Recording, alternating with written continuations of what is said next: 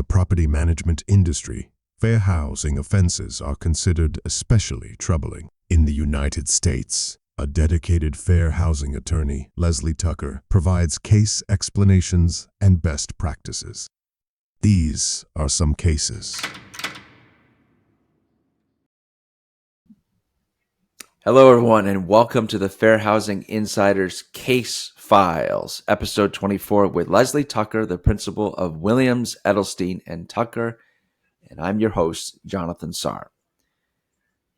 Today's case focuses on steering, and steering is an unfortunate but not uncommon occurrence in property management.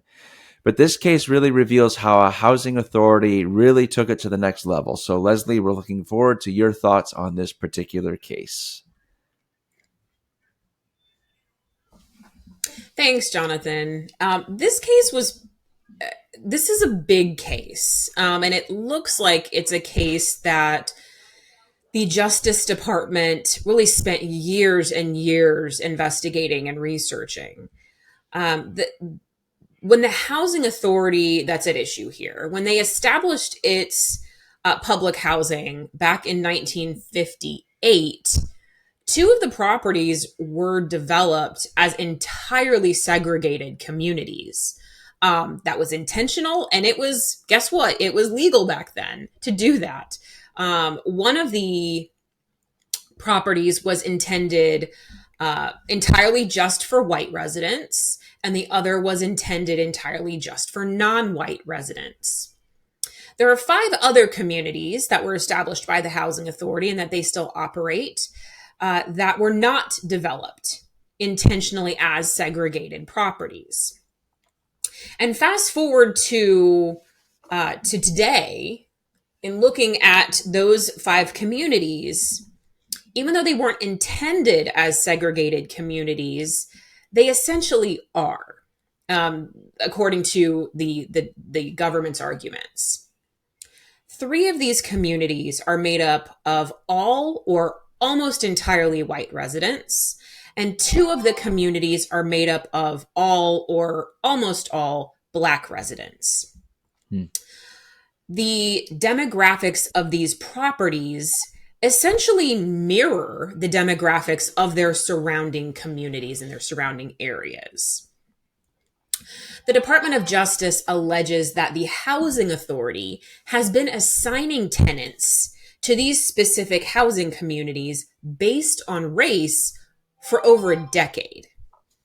The Justice Department claims that even though some of the communities are located in majority Black areas, the demographics of the housing communities wouldn't necessarily have been so disproportionately segregated if not for the Housing Authority steering white residents away from those properties.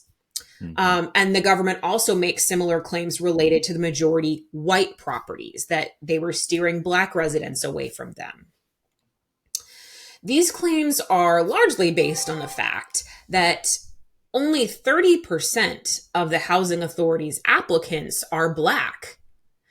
But of these residents, they are kind of all being funneled or steered to these majority Black properties.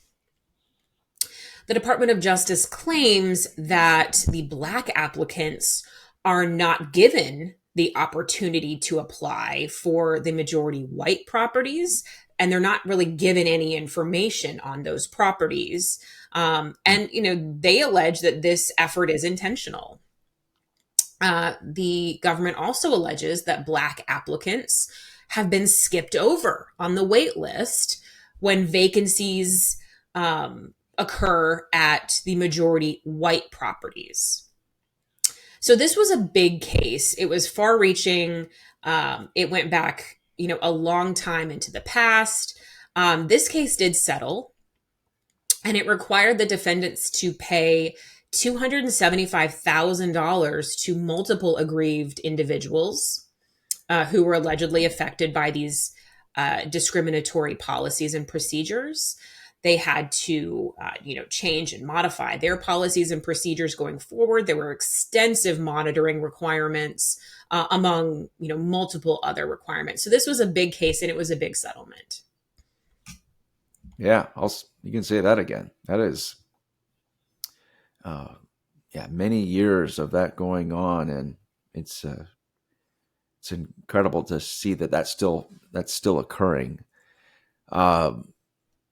So it raises some questions. So if a property is located in a majority white or a majority black area of town, isn't that just kind of what's expected, that the demographics of the property will be representative of that area?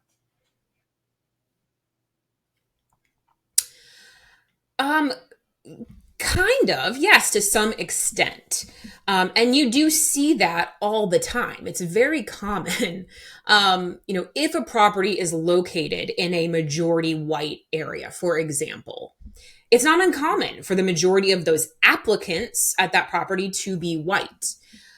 For properties who receive federal funds, especially public housing communities, housing providers have a responsibility to ensure that they're casting a wider net to reach potential applicants. And what do I mean by that? I mean that if you know, or if a housing provider knows that all or most of your applicants are white or of just one race, this should signal to the housing provider that they're not doing enough to reach other races and ethnicities in its marketing and advertising efforts. So, seeking out certain media or marketing locations is, I guess, expected, where these media and marketing locations are likely to be viewed by other races or ethnicities. Mm-hmm. So your applicant pool isn't so homogenous. Marketing your properties in different community centers, different radio stations, maybe of other languages, religious centers. These are all outreach options that HUD has actually raised in its guidance on this, including individuals of different races and ethnicities in your marketing materials, on your website, regardless of what your resident population actually looks like. That's also a good way to make prospects feel welcome applying. So kind of all of these best practices that I'm mentioning really aren't just best practices. This is something that is expected by HUD. So if your applicant pool only reflects the demographics of the area immediately surrounding the property, especially if that area is overwhelmingly one race or ethnicity, it may be time to take action to change that. Is it possible to make those efforts and expand your outreach and still not have a diverse applicant pool? Yes, of course that's possible. But you may be expected to show your marketing and advertising efforts, and to show that you're at least making that attempt to reach beyond your current demographic. Yeah. I'm glad you highlighted that, show, have some sort of a paper trail of what you're doing with your marketing to show your efforts to diversify that pool of people that are making those applications. So very good. And obviously that didn't take place in this particular case. So, sometimes people, the management company, housing authority, whoever it may be, feel like they're just doing what's best for the person. So that leads to this question. So is steering illegal even if a housing provider is placing an applicant where they would feel the most comfortable? Yes. The simple answer is yes. Steering is always illegal.